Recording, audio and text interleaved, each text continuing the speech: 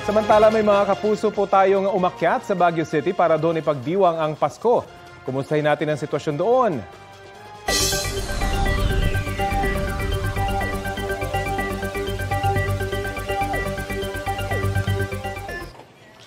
Rafi, tila hindi nga naubusan ng mga bisita ang bawat parke dito sa lungsod ng Baguio. At kahit pa nga araw ng Pasko, nagsisidatingan pa rin sila dito nga sa City of Pines.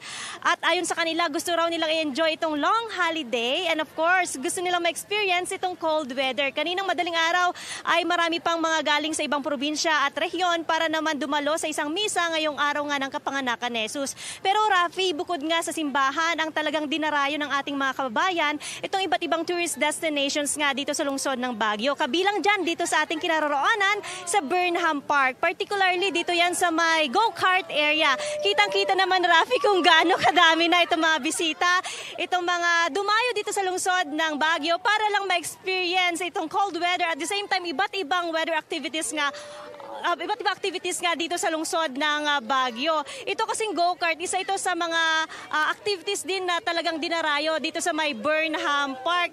At as low as 75 hanggang 300 pesos ay pwede ka nang mag-go-kart in 30 minutes. Kasama natin, Rafi, ang ilan sa mga bisita dito sa Baguio. Anong pangalan mo? Christine po. Christine, taga saan ka? Cavite po. Oo.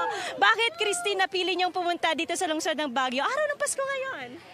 Para din po ma-experience yung klima dito sa Baguio para maiba naman po since dito po kami nag-celebrate ng Christmas ngayon. Okay, Merry Christmas, Christine. Rafi, alam mo, dahil nga sa pagdagsa ng mga bisita, 24 hours na rin itong operation ng iba't ibang sports activities dito nga sa may Burnham Park. And of course, sa mga aakyat pa sa lungsod ng Pino, pwede po kayong dumaan sa may Cannon Road dahil simula po kahapon ay binuksan na po ito.